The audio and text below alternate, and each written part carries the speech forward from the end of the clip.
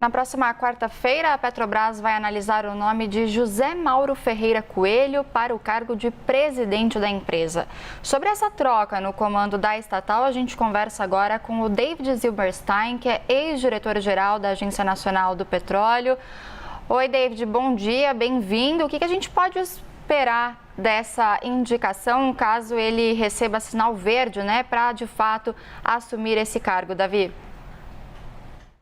Bom, tudo indica que não deverá haver grandes mudanças na política da Petrobras em termos, principalmente, quanto à questão que é o grande assunto que se discute, é a questão dos preços. Quer dizer, não vai haver, eu falo por suposição, baseado primeiro na história profissional do indicado e pelas declarações anteriores e principalmente pelo bom senso que tem prevalecido nessa questão do estabelecimento dos preços domésticos de combustíveis. Então, a minha expectativa, e eu reitero o termo expectativa, diria quase uma certeza de que não deverá haver mudanças em relação ao que vinha acontecendo.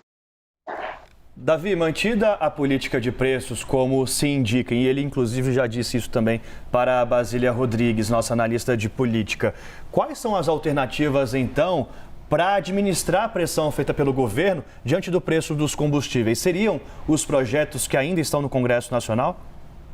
Na minha opinião, pode ser uma resposta muito simples, é resistir às tentativas do governo. A Petrobras não tem que se meter nessa questão, porque a Petrobras tem que tratar a Petrobras é uma empresa como uma empresa de petróleo no mundo qualquer. O fato dela ter o governo no controle das ações que tem direito a voto não significa que ela tenha que praticar ações que prejudiquem a empresa e os outros acionistas. A Petrobras tem quase 800 mil acionistas, quer dizer, então,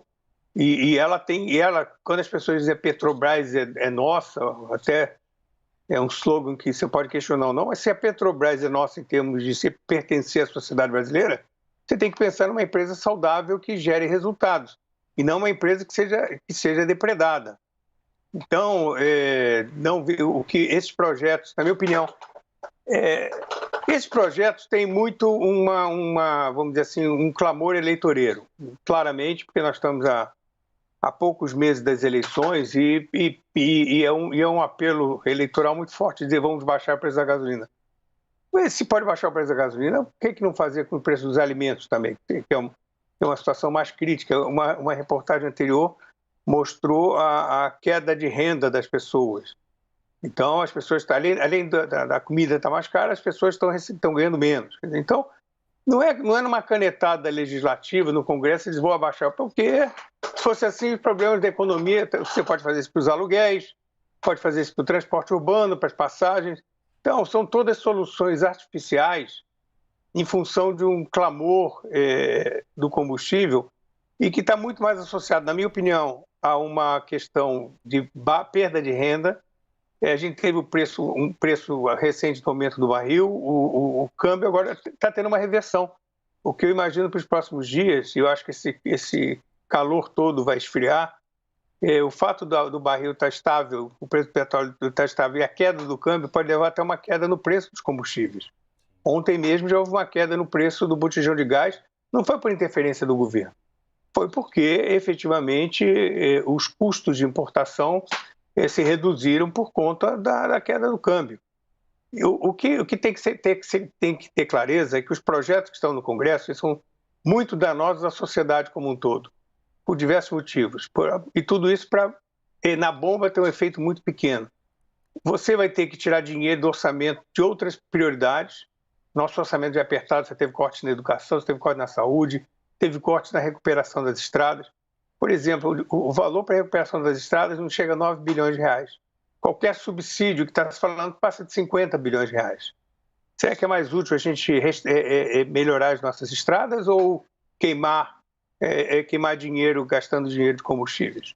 Então, eu acho que são todos projetos, na minha opinião, sem exceção, saem todos do dinheiro do contribuinte, ou seja, quem anda no ônibus apertado vai pagar por quem tem carro, quem anda num trem apertado vai pagar por quem, por exemplo, para as grandes empresas transportadoras. Mais de 80% do mercado de transporte de caminhões são empresas transportadoras. E quem garante que vai haver repasse disso para o consumidor no final, na hora de comprar um pé de alface ou comprar uma geladeira.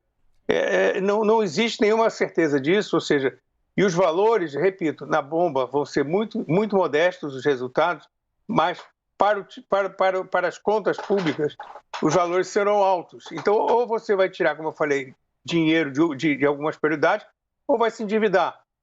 Se o governo se endivida mais, isso pode levar à inflação e essa inflação pode comer qualquer ganho que a gente tem.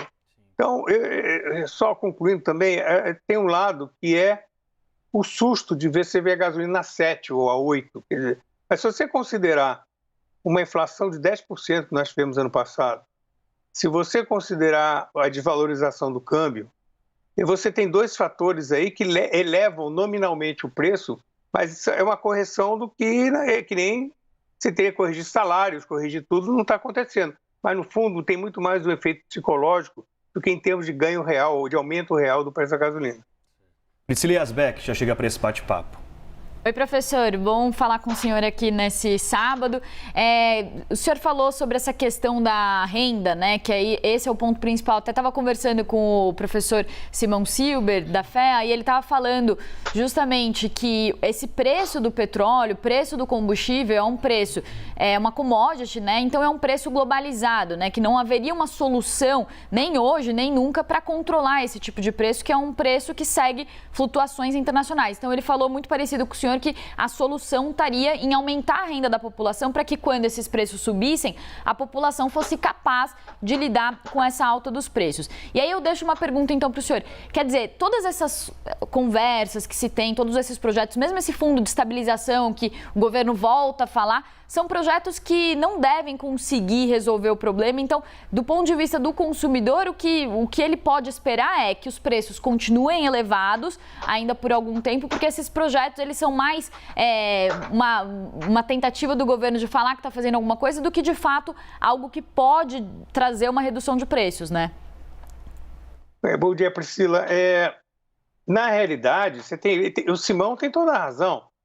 Não adianta, quando se fala em fundo de estabilização, eu até escrevi recentemente um artigo sobre isso, eu digo, bom, o que é mais prioritário se for para usar o fundo de estabilização? As pessoas acham que o dinheiro vem de lugar nenhum. O dinheiro vem de todo mundo. O dinheiro sempre sai do Tesouro, sempre. Pode falar em dividendos da Petrobras, mas dividendos da Petrobras é dinheiro do Tesouro. Você vai falar de royalties, dinheiro que sai do Tesouro para outras aplicações, outras utilidades. Então, a sociedade tem que ter clareza que ela vai ter, se isso acontecer, eu acredito que não vai acontecer, vai prevalecer o bom senso, se isso acontecer, quando você chegar no posto de gasolina e tiver um aumento, uma redução mínima, eu diria pouco perceptível em relação ao preço atual, quer dizer, por conta dessas flutuações, ela tem que ter clareza que aquilo ali está custando para ela, está saindo do bolso do contribuinte. Então, não tirar do bolso de todo mundo para o bolso de algumas pessoas. É isso que esse fundo... Então, eu insisto, quem pagou o IGPM de 30% ano passado para a correção de aluguéis, por que não criar um fundo de estabilização para quem paga aluguel? Eu diria que é muito mais sério. Isso é um artificialismo que não leva muito longe. O que o governo poderia fazer? Primeiro, uma campanha de orientação do uso do automóvel, por exemplo. Uma campanha de melhoria da logística do transporte de cargas, que a gente sabe que é ineficiente. As pessoas, eu não vejo, por exemplo, diminuir o trânsito nas cidades. Vocês estão em São Paulo, eu estou no Rio de Janeiro, os engarrafamentos voltaram. Eu tenho uma casa fora do Rio, tem uma viagem que demora 2 horas e pouco, eu fujo dos horários principais, mas as pessoas que vão nos horários mais cheios demoram 6 horas, 7 horas. Eu não vejo efetivamente, se você olhar para fora pela janela, você continua vendo carros, hoje o que se mais vende no Brasil é SUV, carros relativamente grandes, com uma pessoa dentro. Pessoas, se a gasolina está cara, eu imaginaria que o fluxo, os engarrafamentos poderiam diminuir. Não diminuíram. Ou seja, as pessoas estão reclamando com razão, ninguém quer pagar mais caro, mas não existe nenhum movimento. O mais sensato seria aproveitar essa diversidade para criar políticas de adaptação a elas no primeiro momento e mudanças estruturais para sempre. Né? Então, ninguém está discutindo, olha, vamos substituir o diesel dos caminhões, por exemplo. Você tem hoje no mundo rodando, não é novidade, o Brasil que está atrasado nisso, caminhões movidos a gás natural, caminhões a eletricidade, ônibus na cidade a gás natural.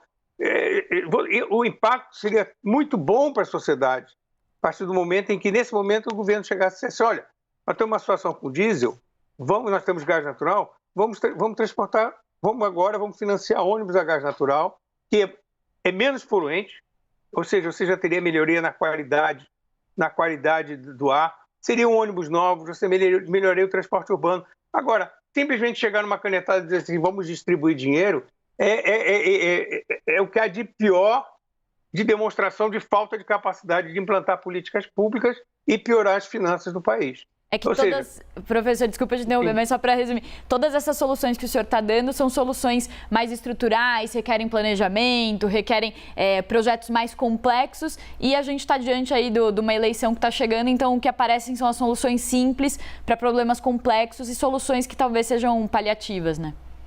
Paliativas, e que depois de um ano a gente vai ver que a gente gastou muito dinheiro para resultado nenhum. Isso aconteceu na greve dos caminhoneiros de 2018, foram 10 bilhões de reais, um pouco mais até. E qual foi o resultado disso?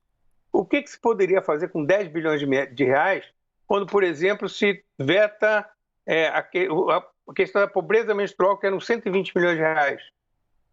Se veta na educação básica 680 milhões de reais. Se veta na ciência e tecnologia menos de 1 bilhão de reais. O que você faz na ciência com 500 milhões de reais, 600 milhões de reais, é um benefício enorme para a sociedade. Enorme para a sociedade. E a gente vai gastar 50 bilhões de reais para que caia 50 centavos, 60 centavos na bomba ou no diesel, e a gente vai ver esse resultado aonde? Quer dizer, eu diria que dá até uma certa tristeza a gente ver como se desperdiça dinheiro público com soluções que não são emergentes. As pessoas não estão, insisto, as pessoas não estão, com exceção, por exemplo, o gás de botijão, evidentemente, precisa de um suporte financeiro. Não é possível uma família pagar um botijão de gás em prestação esse preço. Um botijão de gás custa 10% no salário mínimo. Essas pessoas precisam de dinheiro. Quando a gente fala de dinheiro do governo, é dinheiro de todo mundo. O transporte urbano, quem usa ônibus, usa trem, usa metrô, precisa de um apoio. O taxista que usa gasolina, por exemplo, pode, aqui no Rio de Janeiro, ao contrário de São Paulo, a imensa maioria dos taxistas usa o gás natural veicular, ou seja, financiar a transformação para gás natural veicular. Os entregadores são pessoas que dependem, mas aí são subsídios muito focados e para quem efetivamente usa aquilo como meio de vida. Agora, eu sinto muito para quem passeia, para quem usa carro para ir para cá, para ir para lá. Eu acho que é uma situação, se está caro e é uma situação de crise, vamos nos adaptar, vamos dividir o carro, vamos tentar usar transporte público, vamos tentar passar para bicicleta onde é possível. Enfim, tudo menos, na minha opinião, queimar dinheiro público, como eu escrevi recentemente, queimar dinheiro público pelo escapamento do automóvel. Professor Davi Zilberstein, muito obrigado pelo bate-papo aqui na CNN neste sábado. Até uma próxima. Obrigado, um abraço a todos vocês.